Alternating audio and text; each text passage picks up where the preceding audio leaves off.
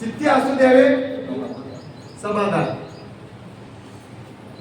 अर्थी नाही, अर्थार्थी नाही, जिज्ञासू. मग जिज्ञासूच्या लक्षात मी तुम्हाला सांगतो कोणता संत काय म्हणाला, कोणतं शास्त्र काय म्हणाले, कुठल्या मार्गातले साधू काय सांगाले. परोक्ष ज्ञानाची उत्कंठा, कुठे चालली पुराण कथा, त्या सत्रक देऊन ऐकत ज्ञानवंता, दोष जातील श्रवण करिता, त्याशीच म्हणाव पूर्व संचिता. तुम्हाला एक गोष्ट सांग, आपल्या हाताने काही कळत चुका होता, काही न कळत चुका होता. शास्त्रापाशी ग्रंथापाशी जाऊन बसलं, बुद्धी एकाग्र झाली, चित्त समाधान झालं, मन स्थिर झालं, अहंकार शांत झाला, ब्रह्मरूप काया होते, प्रत्येकाचीच होते. तेवढ्याच वेळामध्ये संसारामध्ये लागलेले दोष नष्ट होतात. एखादी ओवी, एखादी विनंती, एखादी आरजी, एखाद्या महान महत्संताची ऐकली आणि आपल्या मनामध्ये जर मागणी आपण केली, चूक लक्षात आली आणि चूक लक्षात आल्यावर अरे इकडे हे करायला नको पाहिजे होतं, हे असं बोलायला नको पाहिजे होतं, त्या दिवशी माझ्या हाताने असं घडायला नको पाहिजे होतं, चुकीचं घडलं, काय सांगायला साधू, असं जर वाटलं, अनुताप आणि पश्चाताप जर झाला तर त्या दुःखातून मुक्त होता येते. कधी मुक्त होता येते? प्रवचनात बसावं लागते, पोथीत बसावं लागते, सत्यामध्ये बसावं लागते आणि बसून झालेल्या चुकीचा परिहार करावं लागते. पश्चातापाने आपलं हृदय दाटावं लागते, तर ते गाठी सुटतात आणि गाठी सुटल्या तर दुसऱ्या गाठी पडू नये याची काळजी घेतली पाहिजे. म्हणून जीवन जगताना माणसानं कोणालाही वर्म स्पर्शानं बोलू नये, कोणालाही टार्गेट करून बोलू नये, कोणाच्या व्यक्तिगत कोणाला शब्द लागल असा व्यासपीठावर बसून शब्द उच्चारू नये. जे शास्त्र म्हणते तेच बोला. हा जिज्ञासू आणि जिज्ञासूचा शेवट आहे मुमुक्षवादी. जिज्ञासूची कल्पना काय, काय केल्यानं मला देव भेटल, या जन्मातही माझा उद्धार होईल की नाही, या जन्मातही माझ्यावर कृपा होईल की नाही आणि या तरी जन्मामध्ये मी कृपेला पात्र होईल की नाही. अमुक संत, फलाने संत, यदुराजा, दलाधन राजा, अर्णक राजा, विजरंत राजा, याज्ञवल्की राजा, बसवेश्वर राजा, संकादी, अत्रि मुनी, अनुसया, हे असे लोक काय करून मुक्त होऊन गेले आणि ते वाट मला सापडत की नाही. अशा प्रतीक्षेमध्ये असलेला माणूस एके दिवशी मार्गस्थ होते आणि मार्गस्थ झालेला माणूस पावलानं पाऊल आपल्या मुकामाकडे जाऊ शकतो. असे 5 टप्पे सांगितले आणि आता बोलायला जे विषय आहे हे शेवटचा 5व्या टप्प्याचा विषय आहे. काय केल्याने जीवाचा उद्धार होईल या लक्षणानं या मोक्ष सिद्धांताच्या 8व्या अध्यायामध्ये नामधारक सिद्धाला काय करायले, विनंती करून प्रश्न करायले की महाराज आम्हाला जीवाच्या उद्धाराचे लक्षण सांगा. चला सांगा काम पुरुषार्थाचे व्रतकार मंतिता तीर्थ संशयाचे निवारणार्थ बोलिले साचे सद्गुरु स्वामिया. आमच्या अध्यायामध्ये आतापर्यंत 4 पुरुषार्थ सांगण्याचा विषय आलेला, अत्यंत महत्वाचा विषय आहे. धर्म, अर्थ आणि काम आणि मोक्ष. सुंदर विषय आहे. ओळी लागल्याच्या नंतर मग आपण सविस्तर त्याच्यावर भाष्य करू. आपल्या बुद्धीला जेवढं झेपल तेवढं भाष्य करू.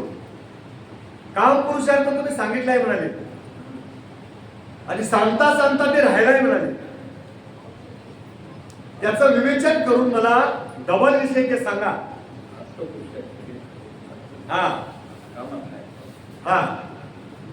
तर ते विषय मला काय करा की तुम्ही समीक्षक कोणाला सांगा असं म्हणून सिद्धनामधारक कोणाला सिद्धाला म्हणाले. चला ऐकी नामधारका दान हनुमा स्वामी बोलिले बसवा लागून तोची करतो निरोपण श्रोते सावध परिसावे. हा ग्रंथ कोणी कुणाला सांगितलाय पहिल्या मुळामध्ये? मोक्ष सिद्धांत ग्रंथ आलम्मा प्रभू शहादत्ताने बसवेश्वराला सांगितलं आणि बसवेश्वराच्या परंपरेतल्या एका सिद्धाने नामधारकाला ग्रंथ सांगितलं.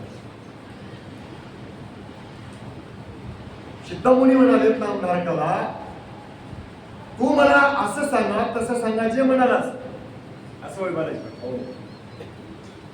मी माझ्या मनाने काही सांगणार. अल्लमा प्रभू शहादत्ताने जे बसवेश्वराला विचार सांगितलाय तेच विचार मी तुला सांगतो नामधारका. तू काय कर, सर्व अंगाचे काम करून ऐकण्याचा प्रयत्न कर. चला.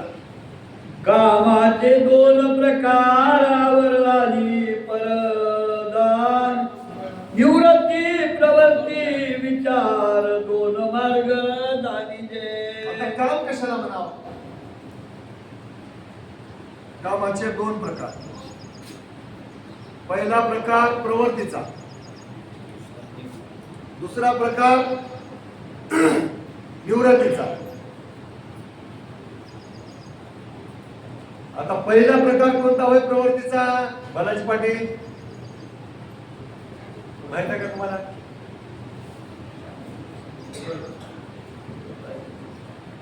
पहिला प्रकार प्रवृत्तीचा म्हणजे मात्र पक्ष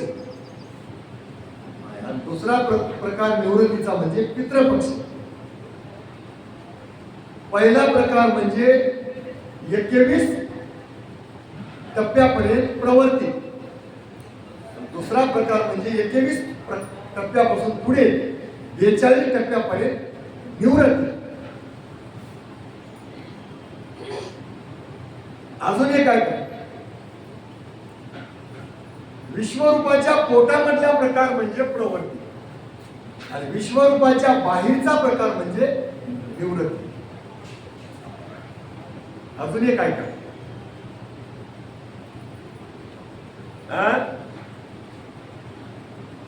वेदज्ञान आणि अध्यात्म ज्ञान म्हणजे प्रवृत्ती.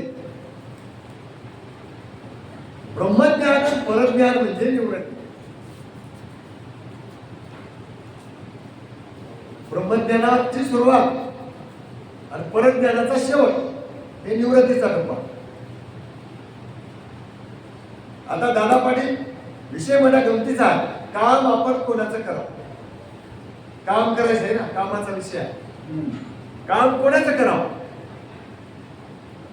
आता संसाराचं काम, प्रपंचाचं काम म्हणजे 21 पासून एकापर्यंत आणि एकापासून 21 पर्यंत 12 पर्यंत. निवृत्तीचं काम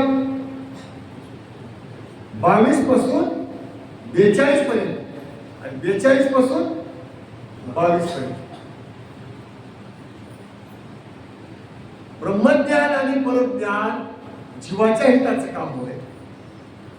अध्यात्म ज्ञान, वेदज्ञान प्रपंचाचं काम होय. काही दिवस आता ऐका, काही दिवस वेदज्ञान आणि अध्यात्म ज्ञान कळजे तो त्याचं काम करावं. गेल्याशिवाय कळलं पहिल्याच बारीमध्ये सोडता येईल. लक्षात आलं की? पण याच्यात मोक्ष नाही. मोक्ष कसं नाही ते सांगतो तुम्हाला. सद्गुरु विना ने भजनी आत्महित नोहे तीर्थव्रताधिक दैवता प्रपंची सुख आहे. नाशिवंत प्रपंच बहु झालो कष्टी अनंत जन्म गेले परी दैवता भक्ती पाठी.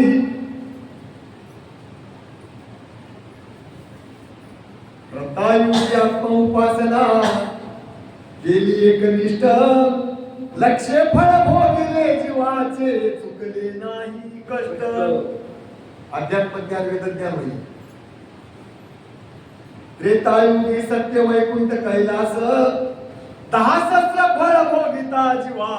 चुकले नाही कष्ट. द्वापारीचा धर्म यज्ञाधिक क्रिया पायी 10,000 फळ भोगून जीवाला विश्रांती नाही. हे काय होय? प्रवृत्ती होय.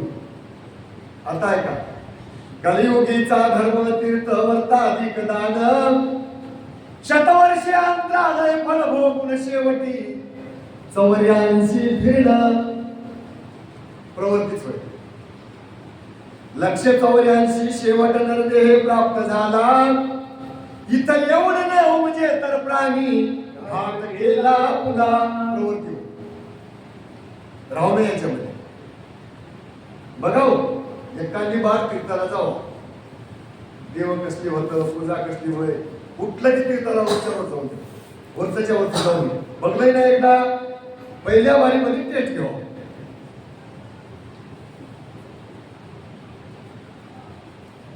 प्रवृत्ती होईल. आता निवृत्ती सांगू मी तुम्हाला. चहुयुगात श्रेष्ठ कलित पावन सुफळ जरी मे सद्गुरु साचा तरी मोक्षची ताकद. सद्गुरु शोधा, सद्गुरु ओळखा, मोक्षाचा दान देणारा सद्गुरु प्राप्त करून घ्यावा. त्या सद्गुरुपाशी मोक्ष असावा, मोक्षाचा अधिकार त्याला असावा आणि सत्शिष्याला त्यानं मोक्ष उद्धार अंतकरणानं देऊ. पुन्हा भोपाळी म्हणाली, शरण होऊन गर्भना चुके तरी मग गुरु कशाला देती साक्ष परज्ञानी एक तत्व जीवाला. परज्ञानाच्या तत्वाचा गुरु करा, परज्ञानाचं तत्व अंगीकारा आणि परज्ञानाच्या तत्वाचा बोध झाला की आपोआपच अध्यात्म विज्ञान वेदविद्या जिथल्या तिथं निश्चय होऊन जाते. आणि ब्रह्मज्ञानाच्या सोबत परज्ञानाचा उदय होतो. त्या दिवशी काय होते बालाजी पाटील? हे डोळा प्राप्त झाला की त्या दिवशी हे सगळं बाकीचं मिथ्य दिसते आणि सत्य डोळ्यासमोर उभा टाकते. आणि मग तुम्हाला हे करू नका म्हणून सांगायची गरजच पडणार. हे करणं बरोबर नव्हतं, ते करू नका असं म्हणायची गरजच पडणार. दृष्टी प्राप्त होते. आणि म्हणून त्याला विचारलं की कामाचे 2 प्रकार. का बोलले आपण या विषयावर? कामाचे 2 प्रकार. एक प्रकार प्रवृत्तीचा आणि एक प्रकार निवृत्तीचा. घ्या महाराज. प्रवृत्तीचे मार्ग 2 विद्या विद्या दान गुण. आधी सांगू अविद्या लक्षण मग सांगू विद्या पै. आता प्रवृत्तीचे मार्ग 2. कोणते मार्ग? एक अविद्या आणि एक विद्या. अविद्या म्हणजे लोखंडाची बेडी आणि विद्या म्हणजे सोन्याची बेडी. दोन्ही बेडीने जीव जाते. अविद्या म्हणजे खैराचा सूत, निजाम मोदा सांगितलं, आणि विद्या म्हणजे चंदनाचा सूत.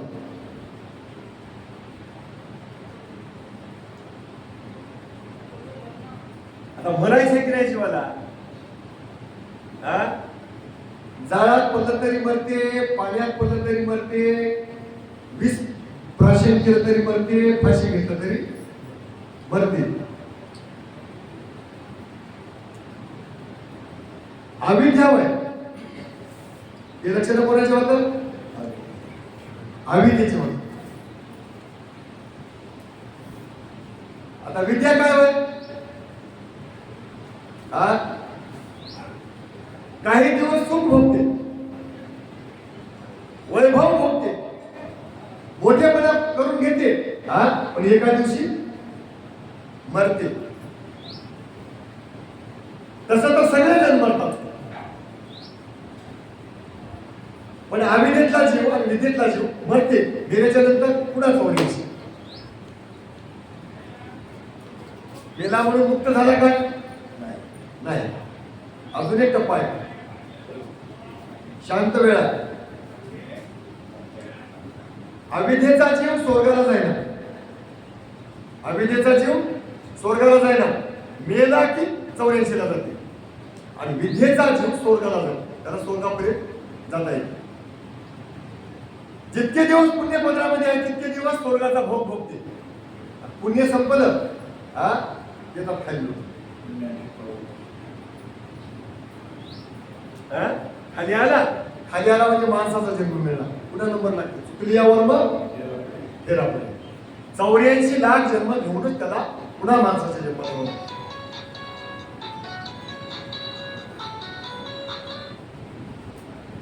आता हे कशाचा प्रकार होय?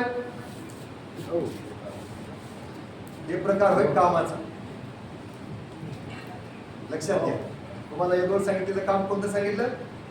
प्रवृत्तीचं, विद्येचं आणि अविद्येचं. मग शहाण्या माणसानं, कळत्या माणसानं, ज्ञान प्राप्त झालेल्या माणसानं, बुद्धिवादी माणसानं लोकांवर उपकार करायचा नाही.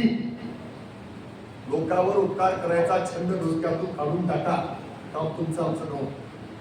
मी कोणते सांगावं म्हणजे मी सुद्धा उपकार करण्याच्या क्षमतेचा नाही. त्यालाही मोठे लोक आता लोकांवर उपकार करणार, आपण त्या यादीत आपलं नाव नाही. पहिल्यांदा एक सांगा, स्वतःच्या जीवावर उपकार करा. स्वतःचा जीव 84 मध्ये जाऊ देऊ नका, एवढं तरी करा. प्रवृत्तीच्या कामामध्ये, विद्येच्या नाविद्येच्या कामामध्ये सुटका नाही. काही दिवस केल्या ना, कळालंय ना, धोका लक्षात आलाय ना, आता त्या गेटला बंद करा आणि आता तुम्ही कुठे जा? निवृत्तीच्या देशामध्ये जा. म्हणजे विश्वरूपाचं जे अंड आहे त्या अंड्याला डोस मारून बाहेर पडा. तुम्हाला कळत जर कळत सांगून टाकू की विश्वरूपाच्या पोटातलं काम म्हणजे दादा पाटील दगडा धोंड्याची पूजा करणं, झाडाची वृक्षाची पाषाणाची पूजा करणं, तीर्थावर्ताचा व्यवहार करणं, उपास तापास धरणं. उमरामध्ये देव आहे, वडामध्ये देव आहे, पिपळामध्ये देव आहे. मग त्याला तुळशीचे पानच लागतात, त्याला चंदनाचे पानच लागतात, त्याला बेलाचे पानच लागतात, त्याला हळद कुंकूच लागते, त्याला खारीक बदाम वाट्याच लागतात. हे वय प्रवृत्तीचं काम. सांगल्याशिवाय जमणार. खरं पोटात घेऊन घेतलं तर दोष लागतात. निवृत्तीच्या कामामध्ये, त्या कामामध्ये असली प्रक्रिया काहीच करावं लागणार. तिथं काय करावं ते सांगू. दृष्टी पवित्र, वाचा पवित्र, घ्राण पवित्र, श्रवण इंद्रिय पवित्र. कोणाचं वाईट झालेली जर बातमी आली तर आपल्या डोळ्यात पाणी होतं. दुसऱ्याचं काही नुकसान होत असलं तर आपण तिथं आपला ध्येय झिजवावं. शक्य तेवढी मदत करा, शक्य तेवढं प्रत्येकाला सौजन्यानं बोलावं, अहोरात्र नामस्मरण करावं. या पायानं चुकीच्या कामाला जाऊ नये आणि हे हात चुकीच्या कामाला लागू नये. आणि झोपल्या जाग्यावर आपल्या मनामध्ये चुकीची कल्पना येऊ नये. कारण मला म्हणजे दूर बुद्धी ते मना दुर्गदा न उपजे नारायण. माझ्या मनामध्ये दुर्बुद्धी कधीच येऊ नये.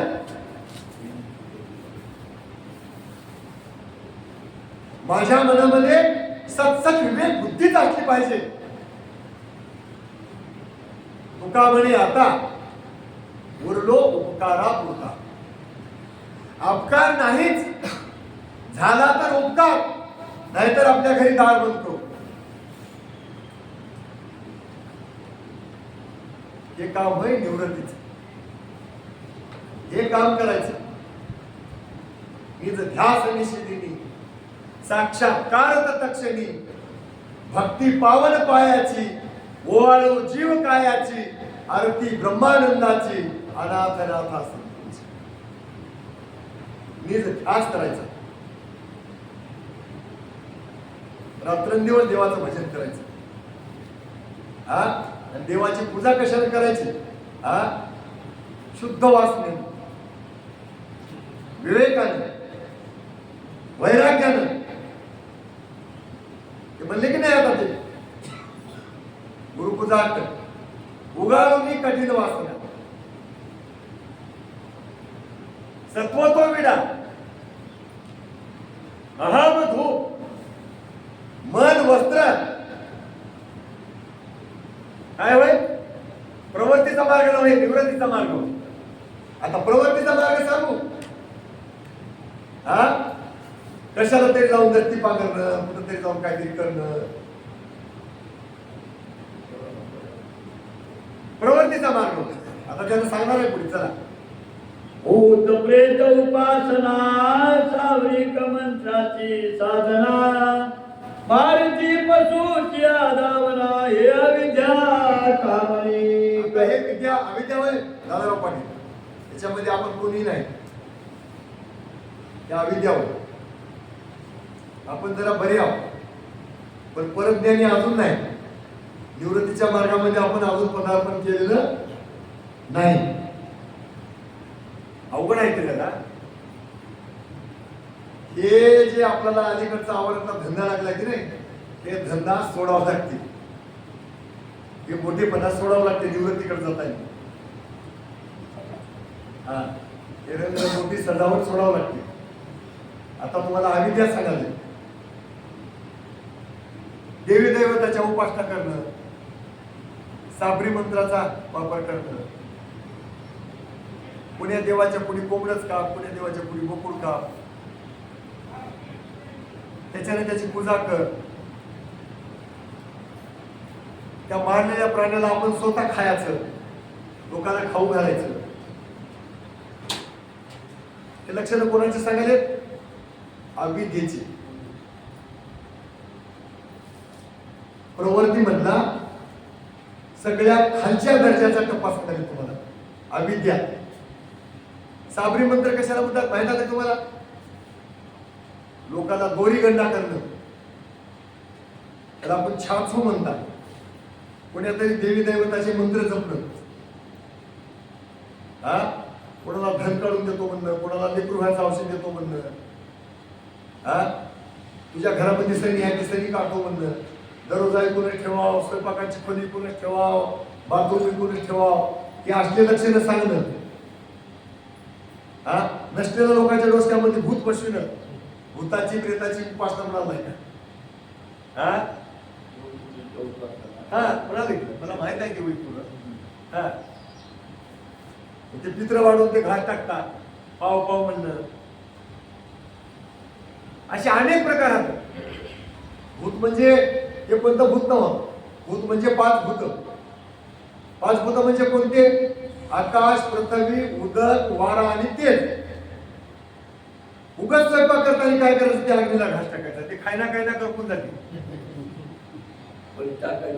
जेवाय म्हटलं की पाणी फिरणं पहिलं घडीभर पाणी आहे त्या स्वयंपाकात सवय पडून गेली असं पाणी फिरणं. हा पुणे देवाला गेलं की त्याच्या पुढे निवड ठेवणं त्याला पाणी फिरणं. अभिषेक करायचा म्हणजे देवाचा. देव आधी होता दगड मागून लावला शेंदूर झाला देव मग त्याला आणलं गंगाचं पाणी आणि ते पाण्याने त्याचा अभिषेक करायचा. मार्ग कोणता होईल? प्रवृत्तीचा. आधी आपण आंघोळ करायची मग देवाला आंघोळ घालायला जायचं. हा मग तिथं कोणते तरी त्याच देवाचे मंत्र जपायचे आणि त्या देवाच्या पुढे काय करायचं? हा कुठली तरी संसारातली मागणी ठेवायची कुठली तरी प्रपंचातली मागणी ठेवायची. हे लक्षण कोणाचे होतं? कशाचे होतं? आवराचे होते अविद्येचे होते. तर या अविद्येने काय होते? लक्ष 84 तात्काळ मिळते. बरोबर आहे. स्वर्गाला गेल्याने काय होते? जितके दिवस पुण्य आहे तितके दिवस लक्ष 84 मध्ये पडायची गरज पडणार.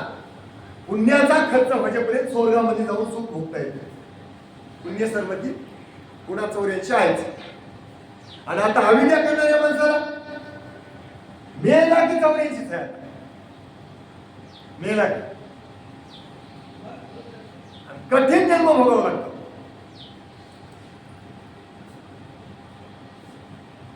आता तितकं एक पोतीच्या पोटी जाऊन सांगणं बरोबर नाही. घ्या बरं. खंडेरावासी नवस करती जागरणाचे घालती वस्तवधोरी शिर पुंजिती वाग्यास देती आमंत्रण. वाघे बोलवायचे, गोंधळ घालायचा, त्या वाघ्याला जे लागते ते खायला द्यायचं, जे लागते ते पियाला द्यायचं. हा, आमच्या घरी खंडोबाचा गोंधळ आहे म्हणायचं. रात्रभर त्यानेही नाचतात, जमलं तर आपणही नाचायचं. ते लक्षण कोणाचे होतं म्हणलं तर अविद्येचे होतं म्हणून सांगायचे. चला, दारू मासाचे निवद दाखविती तेची आहार पंगत करती वागे मुळा नाचविती अविद्या भय कामनिक. आता हे कामनिक धंदा अविद्येचा धंदा. दारूचं मासाचं निवड ठेवायचं त्या देवाला, तेच भक्षण आपण करायचं. त्या वाघ्या मुरळी सोबत आपण मी नाचायचं, गोंधळ घालायचा. आज बी हे धंदे जगामध्ये चालू होतात. कामनिकपणाचे लक्षण होतं आणि अविद्येचे लक्षण होतं. सिद्धाला, नामधारकाला सिद्ध मुनीश्वर हे करू नये म्हणून याचं विवेचन करून सांगितलं. हे धंदा मार्गातल्या माणसानं, आनंद मार्गाच्या माणसानं, गुरुमार्गाच्या माणसानं हे धंदा करू नये. महाराज तुमचं नाव घेऊन सांगावं याचा अर्थ तुम्ही करता म्हणून सांगावं नाही. हे धंदा करू नये. आणि कोणी करत असेल त्याच्या घरला जेवायला त्याचं आमंत्रण स्वीकारू. अजून एक गोष्ट सांगू की असं करीत असेल आणि त्याच्या घरचा सणही संपून गेला असेल तर निखळ दत्त भक्तानं त्याच्या घरचं पाणी पिऊ नये, दोष लागतात.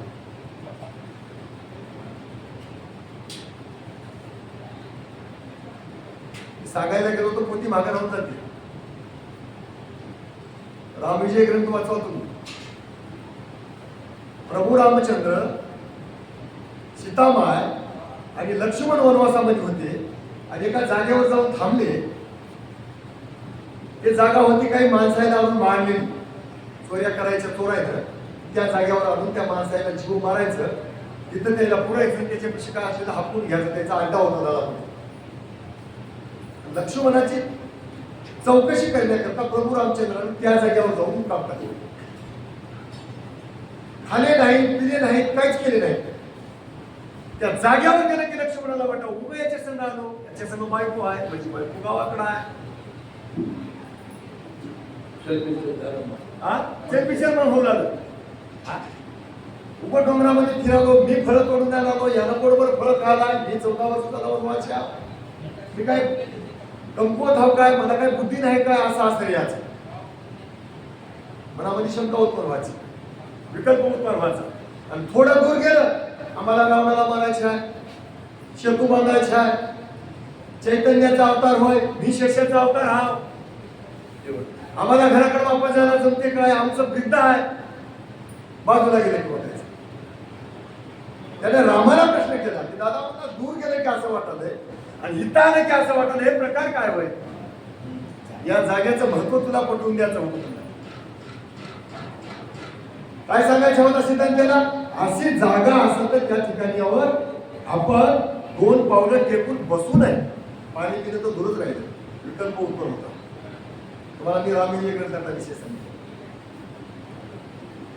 आता सगळेच विषय आता कोणते सांगणार लक्षात आलं की चुकीच्या घरचं अन्न खाल्लं की दोष लागतात. दोष लागले की बुद्धीवर असणारे ते बुद्धी जड होते. आणि डोक्यातला सत्य संकल्प निघून जाते आणि खोटा विकल्प डोक्यामध्ये येतो. आणि विकल्पाने काय होते? देव जोडायचा राहून जाते.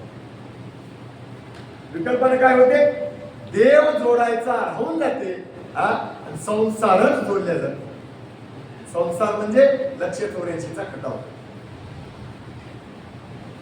म्हणून वसूच्या दावणी मारणारे, मधमाशांचं भक्षण करणारे, मद्यपान करणारे असे जर भाऊरावजी कुठे भक्त असतील त्याची पट्टी घेऊन ये, त्याच्या घरचं पाणी पिऊन ये, त्याच्या घरी मुक्काम करून ये.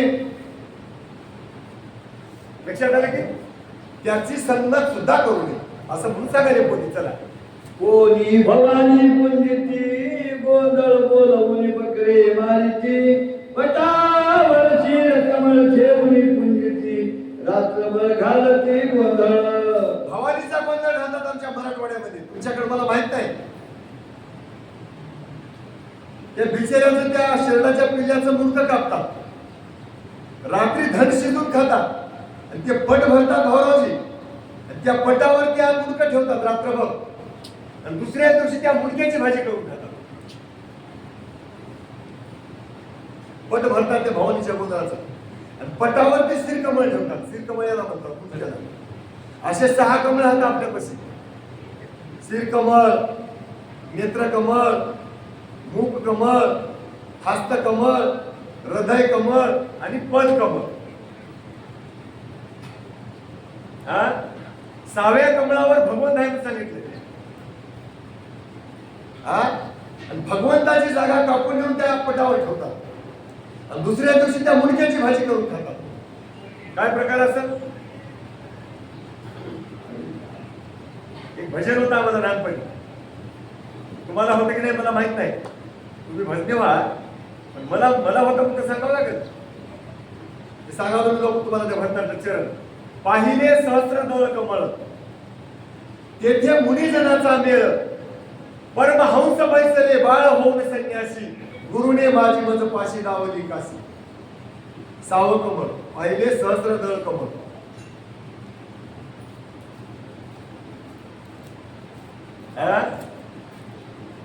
असा प्रकार करतात बाबा हे अविद्येचे लोक. याला काय म्हणावं? अविद्या म्हणावं. विद्येचा आणि अविद्येचा पहिला प्रकार सांगाले. घ्या मला. कोणी पिराची कंदोरी करती 5 बकऱ्याची धावण मानिती, ऐसे प्रकारे जगाची स्थिती अविद्यामय कामनिक. कोणी त्या कवड्या पिराला कोणते पिराचे नाव आहेत? 5 पिराचे 5 नाव आहेत. त्याला 5 पीर म्हणतात. आम्ही पीर, कवड्या पीर, कोणता पीर असे नाव ठेवले त्याचे. पिराला 5 बकऱ्याची नवसं करतात. काय गमत असेल? एकाच बारीला 5 बकरे कापायचे.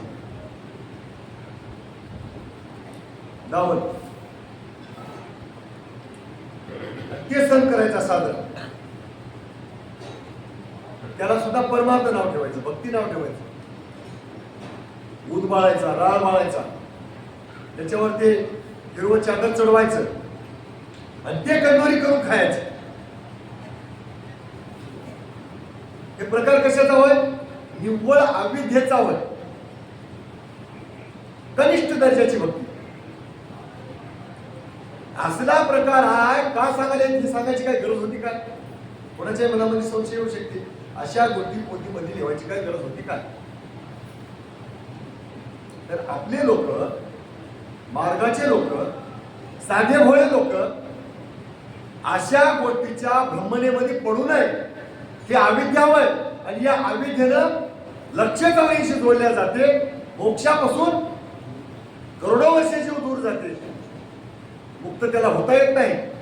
म्हणून आपल्या नामधारकाला, आपल्या प्रभूचं नामस्मरण करणाऱ्या नामधारकाला शुद्ध मनीश्वर याची माहिती सांगायची की बाबा या गोष्टीमध्ये आपल्या लोकांना सहभागी होऊ नये, याच्यामध्ये आपल्या लोकांना पडू नये, अशी कल्पना सुद्धा आपल्या डोक्यामध्ये येऊ नये.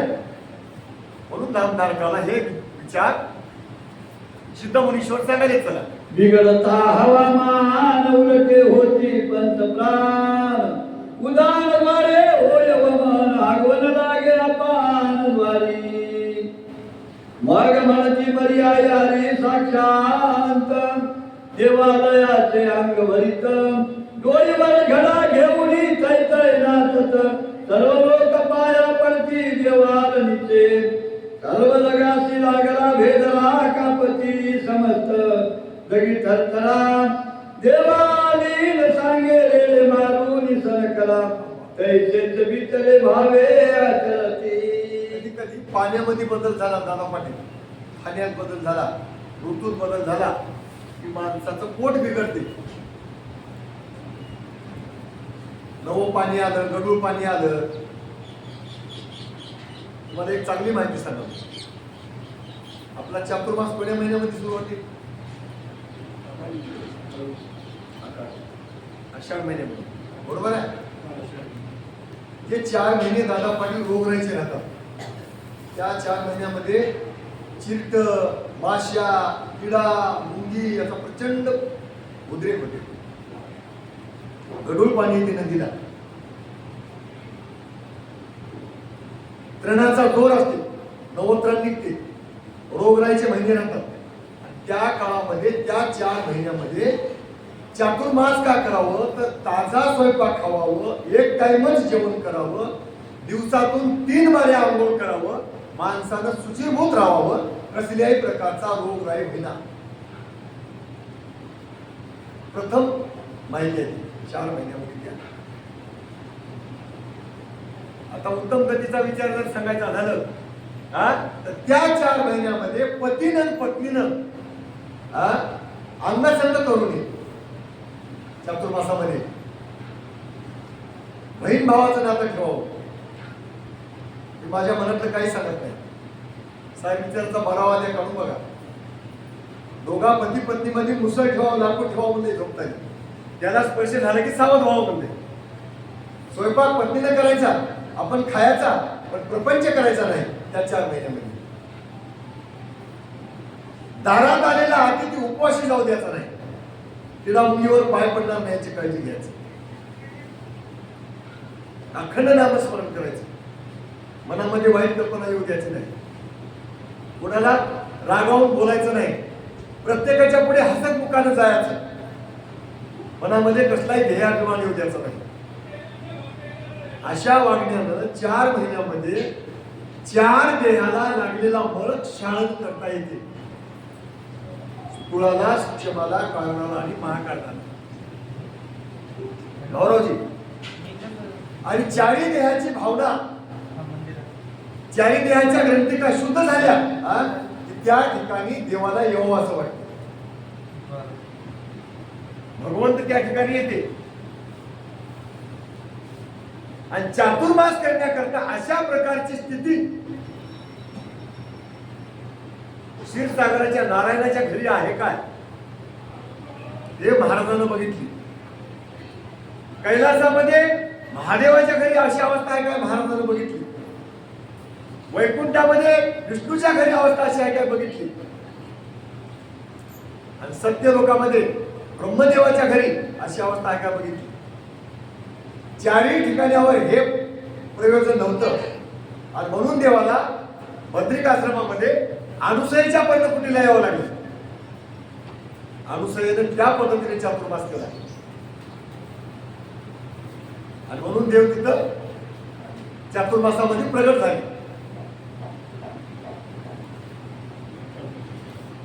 कशामुळे आपण एवढं नाही बोलल्या तर या दूषित काळामध्ये माणसाला संडास लागते, उलट्या होतात.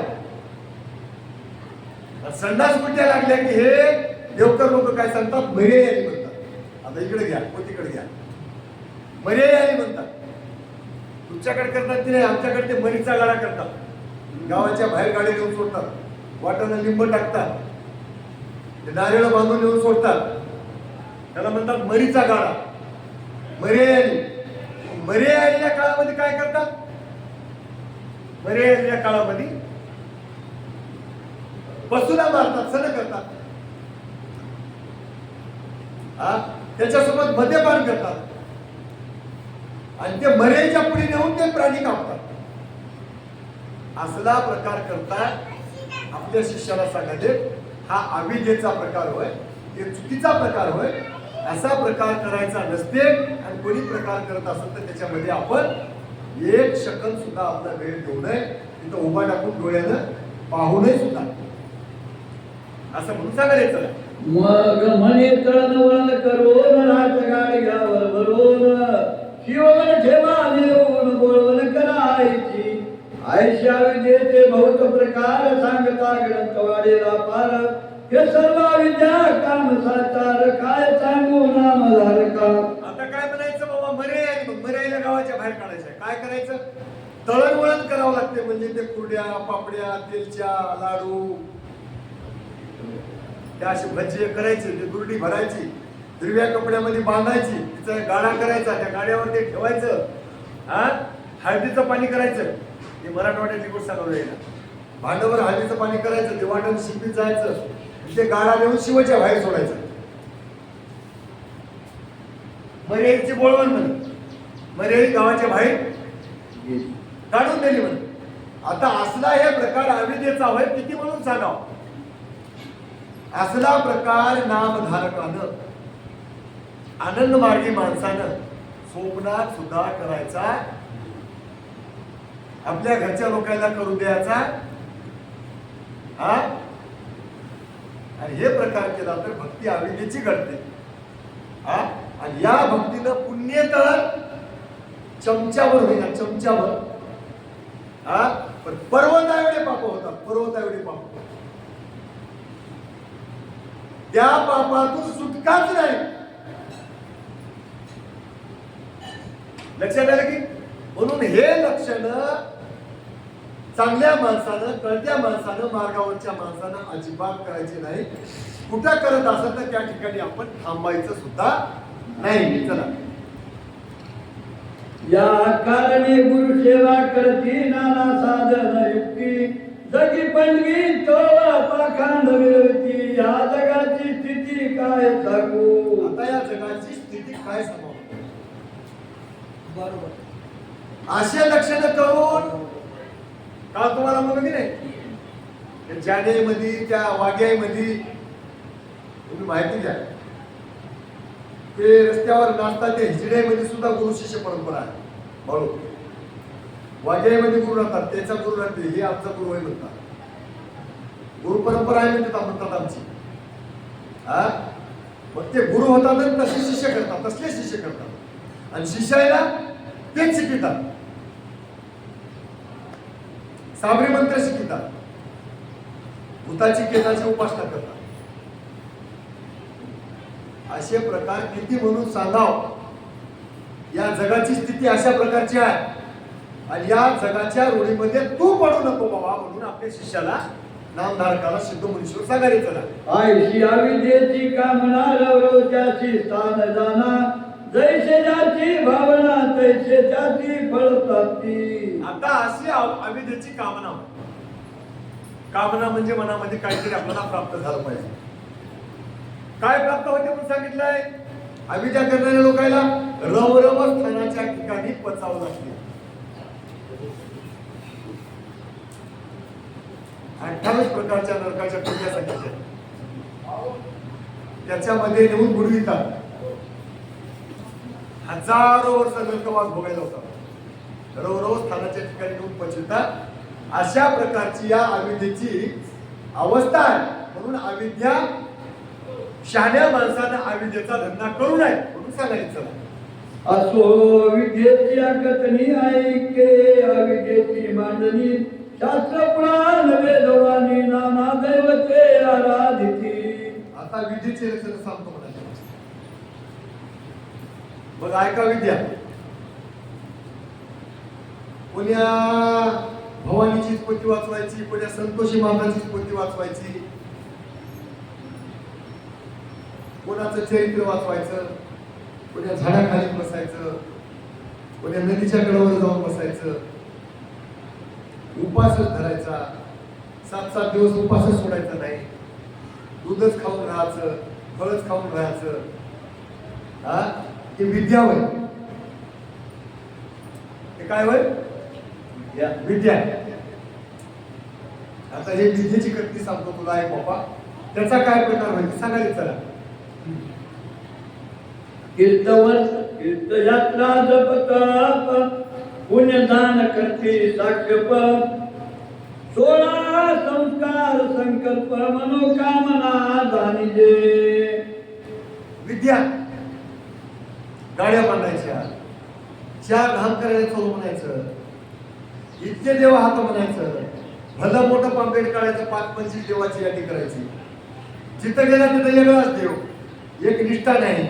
त्याही देवाला प्रसाद ठेवायचा, त्याचाही प्रसाद खायचा, त्याही देवाला प्रसाद ठेवायचा, त्याचाही प्रसाद खायचा. कुठल्या नदीला आंघोळ करायची, कुठल्या कुंडाला आंघोळ करायची, ज्या ज्या देवाला गेलं त्या त्या देवाची आरती करायची. ज्या ज्या देवाला गेलं त्याला नमस्कार करायचा. आता कोणता तरी एक देव राहावं की नाही, त्या देवाचा उपवास करायचा, तिथल्या महाराजांना सांगलेलं ऐकायचं, त्याची पोथी आणायची. हा? काय केलं सोडून द्यायचं, उद्याच सुरू करायचं. अनेक मत, हा, हे काय होय, विद्येचा प्रकार होय. चला, यज्ञ याग हवनादिक प्रपंच वाढविती सकळिक गुरु शिष्यादी धार्मिक विद्याभ्यास करीती. आता ऐका, गुरु करायचा, हा, शिष्याही धार्मिक आणि गुरुही धार्मिक. शिष्यामध्ये महाराज काय करायला पाहिजे ते सांगा की. गुरु काय म्हणतात, यज्ञ कर, हवन कर, होम कर, पुण्याची नदीचं पाणी आण, पुण्याची झाडाचे लाकडा, हा, किती जाग्यावर किती शिवावरली माती आण, दही आण, दूध आण, तूप आण, पंचामृत आण, वस्त्र आण, 18 धान्य आण, तू जपाला बस, निस्वाहा म्हणतो तू टाकीत राह. हा, किती देवाची, हा, या देवाची कर, त्या देवाची कर, त्या देवाची कर, त्या देवाची कर. त्या तीर्थाला गेलं की फटची सोड, या तीर्थाला गेलं की फटची सोड, त्या देवाला गेलं की फटची सोड, त्या देवाला गेलं की फटची सोड. महाराजाला बोलव, महाराजाला दक्षिणा दे, महाराजाला कपडे कर, महाराजाला आहेर कर. गुरु बी दान दे, शिष्य बी दान दे. हे प्रकार कशाचा होय, हा प्रकार विद्येचा होय. चला, विद्येपाशी सर्विकार निंदा द्वेष अहंकार नाना उत्पत्ती सुख दुःख प्रकार विद्येचा बळीवार. हृदय कोमल नाही, वाचा पवित्र नाही, विचार सत्य नाही. पंखा लावू नका, लाईटचं बंद करून हा लाईट बंद करा. विचार चांगले नाहीत,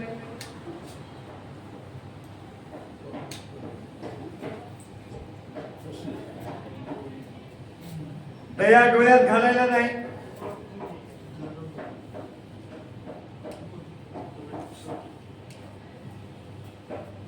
कुणावर माया करायचे लक्षण नाही, करुणा नाही, कृपा नाही. विद्येपाशी षडविकार.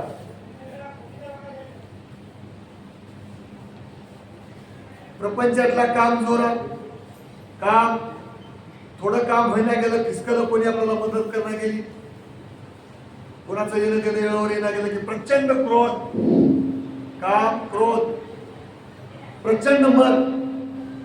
मत कशाला म्हणाव, आपल्यापाशी 4 माणसं झाली, घरात 4 माणसाचा जोर आला, खिशातून पैसे आले, थोडी आपली चलती आली की त्याला म्हणाव मन.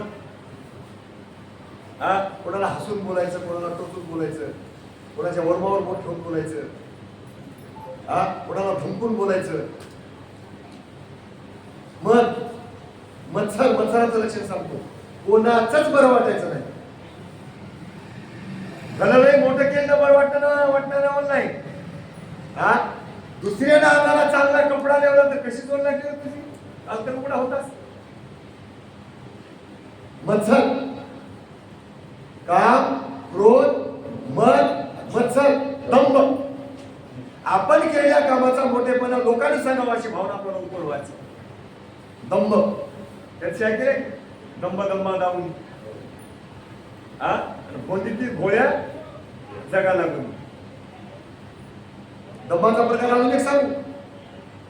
महाराज भला सजून यायचा, महाराज गाडीवर यायचा, महाराज मोठ्या 4 व्हीलर मध्ये यायचा, महाराज घोड्यावर बसून यायचा, महाराजाला वाजवीत आणायचं, महाराजाच्या पुढे फुलं हातरायचे, महाराजाला बँड लावून वाजवीत आणायचं, महाराजाला मोठ्या सिंहासनावर बसवायचं, महाराजाला अंगठी द्यायची, महाराजाला मोठा हार घालायचा, महाराजाची गावात मिरवणूक काढायची. याचं नाव आहे दंभ. हे 6 विकारांना प्रकार आहे. काम, क्रोध, मद, मत्सर, दंभ आणि अहंकार. याच्यामध्ये थोडं जर कमी पडलं ते महाराज रागा याचा, चिडचिड करायचा. असं राहते काय रे? कसं राहते काय रे? पहिले सांगलो नव्हतं तुला? असं तर नियत नव्हतो, कळलंय तुला का?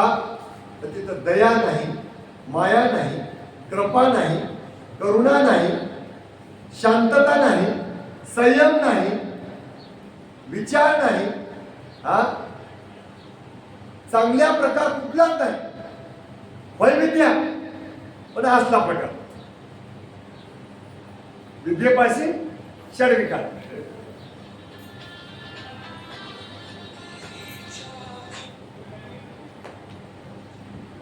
घेऊन टाका बरं.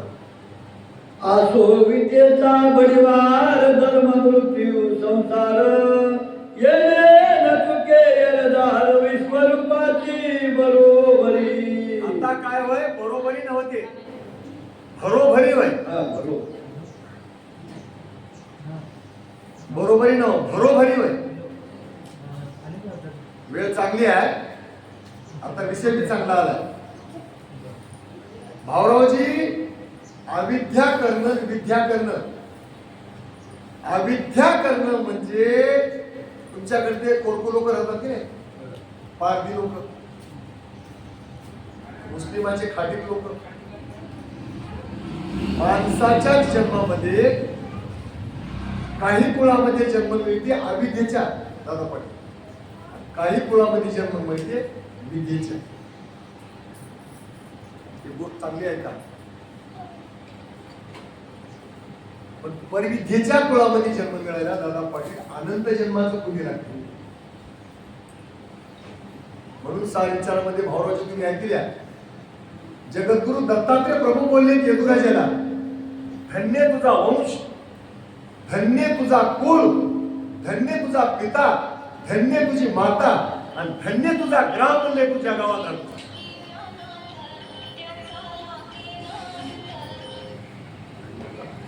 एवढी धन्यता दिली कोणाला? यदुराजाला. परमार्गाला लागायला, आजच्या पोथीमध्ये ऐका तुम्ही, परमार्गाला लागायला, परमार्ग घडायला, आनंद मार्ग कळायला आणि आनंद मार्गाचा आचार अंगीकारायला आनंद जन्माचं पुण्य लागते. आणि ते जर कोणी अंगीकारत असेल तर कोणीही सांगावं त्याला की तुझ्या आनंद जन्माच्या पुण्याचा उदय झाला. त्याला स्वतःलाही समजावं काहीतरी माझ्या पहिल्या जन्माचा पुण्याचा उदय झाला म्हणून हे मला बुद्धी प्राप्त झाली. विद्येचा जन्म, अविद्येचा जन्म कोणालाही मिळते, सामान्य जन्म आहे ते, उच्च पराकोटीचा जन्म नव्हते. आणि ते करणारी भक्ती कुठं करतात आला पाटील? ते भक्ती करतात विश्वरूपाच्या पोटामध्ये.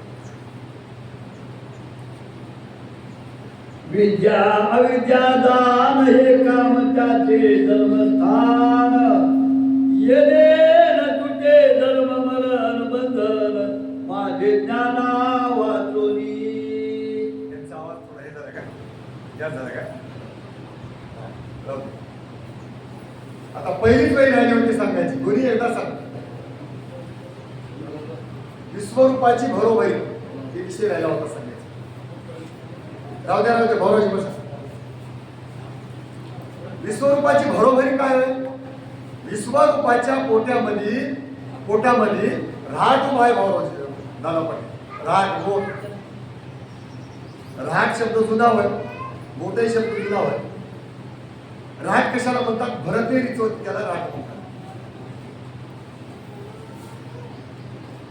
विद्येची भक्ती करा की अविद्येची भक्ती करा, त्या राहटातून मोठ्यातून सुटणे नाही.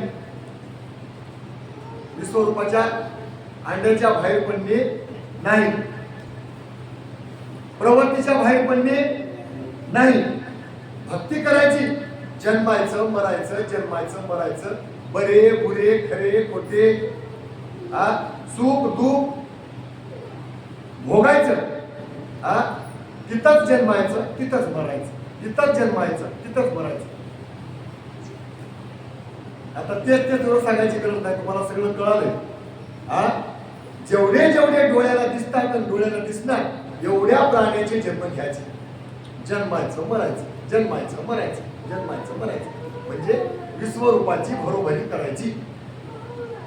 विश्वरूपाच्या बाहेर पडल्याशिवाय, त्या अंड्याच्या बाहेर पडल्याशिवाय तुम्हाला ब्रह्मज्ञान कळत नाही.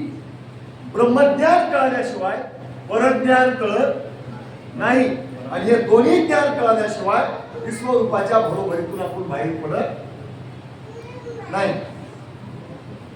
म्हणून त्याला म्हणाला की बाबा ही विद्या आणि ही अविद्या विश्वरूपाच्या बरोबरीमध्ये तुम्हाला जन्म मरणामध्ये चक्रा घ्यायला होते.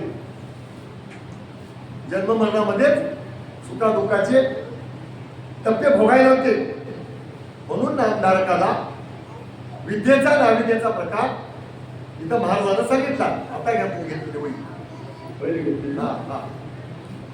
विद्या अविद्या दान हे काम त्याचे जन्मस्थान, येणे न तुझे जन्म मरण बंधन माझे ज्ञाना वाचोनी. आता विद्या अविद्या काय होय? लक्षात आले का होय? विद्या अविद्या, विद्या अविद्येचं काम, याचं काम काय होय? या जीवाचं जन्मस्थानच होय ते काम. हे असं घ्यावं लागते. जन्माचं स्थान काय होय? विद्या आणि अविद्या. आता जन्म मरण चुकायचं स्थान नव्हे, हे याच होय डबल डबल. जन्माला येण्याचं आणि मरायचं स्थानच होय ते. विद्या करणं आणि अविद्या करणं. हा, आणि हे जन्म मरणाला येणं या जीवाचं कामच होय. विद्या अविद्या करणं म्हणजे कामाचा पहिला प्रकार. लक्षात आलं? आता हे काम प्रज्ञावंत भक्तानं हे काम करू नये. हे काम करू नये. या कामाचं गेट बंद करू नका. हा, ब्रह्मविद्येचा गेट उघडाव. हा, आणि परविद्येच्या दारातून बाहेर निघून जाऊ. हा प्रवृत्तीचा काम जाणीजे, आता निवृत्तीचा काम ओळखीजे. ज्याची ब्रह्मज्ञान म्हणजे विद्या विद्या रहित. आता हे दोन सांगितलेला काम कोणाचा होता? प्रवृत्तीचा होता. आता ब्रह्मज्ञानाचा, ब्रह्मविद्येचा, परविद्येचा आहे का म्हणजे कोणाचा? निवृत्तीचा. आता ब्रह्मज्ञानी लोक कोणाला म्हणावं? ब्रह्मज्ञानाचा भोगता कोणाला म्हणावं? सोपा आहे का? अवघड नाही. की विज्ञान अविद्या ज्यानं करण्या, याला ज्यानं ओळखीलाय, मानस पूजा करते, त्याला नामधारक आवडते, परमार्थी माणूस आवडते, प्रपंचिक माणूस बघला की त्याच्या कपाळाला गाठी पडतात. वाईट काम करणारा माणूस रस्त्याला जर दिसला तर त्याच्या वाटेला जाऊ वाटतात. त्याला त्याची संगत करणार, त्याच्यासोबत संभाषण करणार, त्याला बरोबर विचारणार, त्याच्या संगत कसल्याच प्रकारची विचाराची देवाणघेवाण करणार. कोणता माणूस? ब्रह्मज्ञानाचा, प्रवृत्तीचा माणूस. त्याला ब्रह्मज्ञानी माणूस भेटा वाटते, त्याला साधू संतांचा संगत राहावा वाटते. सतसंग सदा घडो, सुधार वाटे काली पडो, कलंकमतीचा झडो विषय आवडे सर्वता. त्याला विषय आवड नाही. आता आहे का? त्याला कोणाची निंदा आवडेना, त्याला कोणाची स्तुती आवडेना, त्याला आपली स्तुती दुसऱ्याने केलेली आवडेना. कारण महाराज बोलले, निंदा तरी आणि स्तुती तरी करावी एका देवाची, कीर्ती मानवाची वर्णून आहे. देवाला शिवा द्या तुम्ही. का तुला आमचा राग आलाय काय, कटाळा आलाय काय, वाईट दिसायला काय तुला? अनेक लोकांच्या घरला गेला, आमचंच घरला तुला वाईट दिसायला काय, असं देवाला म्हणा. लढा त्याच्यात ना. पण इकडं विद्येतनं अविद्येतनं करायला करू नये. आणि ब्रह्मज्ञानाचा माणूस करणार, ब्रह्मज्ञानाचा माणूस करणार म्हणण्यापेक्षा बाराते लक्षात आलं की उलट आहे का? ब्रह्मज्ञान कळालेला माणूस अशा भानगडीतून मुक्त होते, बाजूला जाऊन बसते. मानस पूजा या शब्दाचा अर्थ आपल्या स्वतःला आधी त्यानं काय करते, शुद्ध करून घेते. आपली पूजा आपण करून घेते. कुठं कुठं दैवतेचे ठाणे हात, कुठं कुठं विकाराचे ठाणे हात, पहिल्यांदा दृष्टी पवित्र करून घेऊ. परस्त्रीला बोललं अशीच माझी माय होती, अशीच माझी बहीण आहे, इतकी चांगली माझी मुलगी आहे, अशा उपमा देवा परस्त्रीच्या बद्दल. वर धन बघितलं दुसऱ्याचं, त्याला मातीत सोन्यासारखं दिसावं, त्याचं मन पातळ होऊ नये. एखाद्या वस्तूमध्ये जर मन पातळ झालं तर परमार्थ दुबळा होतो. परमार्थाचे हात दुबळे होतात, हातातली ताकद कमी होऊन जाते. सोपं करून सांगू तुम्हाला, ज्याने असा हात करते की नाही त्याने असा हातच करू नये. दैवाने बोलले या विषयावर बुद्धीवर. असा हात केला की दुबळे हात झाले. असा हात करत त्याच्या हातामध्ये काही राहायचं ना. असा हात करते त्याने असा हात करू नये, असा हात करते त्याने असा हात करू नये. कोणतं तरी एकच करावं. लक्षात आलं की ब्रह्मज्ञानी माणूस अशा भानगडीमध्ये करणं याच्या वेगळं म्हणाला त्यानं. अजून त्याच वेळेला वाचव, 3 बाऱ्या वाचव. याच्या विरहित आहे म्हणाला त्यानं. घ्या निवृत्तीचा काम जाणीजे, आता निवृत्तीचा काम ओळखीजे, त्याची ब्रह्मज्ञान म्हणजे विद्या विद्या रहित. विद्येच्या आणि अविद्येच्या रहित. पोथीतली वही परिपूर्ण समजून घ्यावं. आरतकाची वही राहिली की पुन्हा सांगायची जोर लागली. 50 वयाच्या 25 वया होऊ जा, पण तितक्यात निर्मळ पाकडून घेतो. हा निवृत्तीचा काम आहे. हे ब्रह्मज्ञान आहे. याच्यामध्ये विद्याही नाही आणि याच्यामध्ये अविद्याही नाही, रहित आहे. कसला प्रकार आहे? नाम धारक विचाराले महामुनी सांगाले. चला महाराज. ब्रह्म कोणाची म्हणावे, ब्रह्म्याचे गुण ओळखावे, ब्रह्मज्ञानाचे मूळ नेमावे, कैशी उभवनी झाली. ब्रह्म कशाला म्हणावं?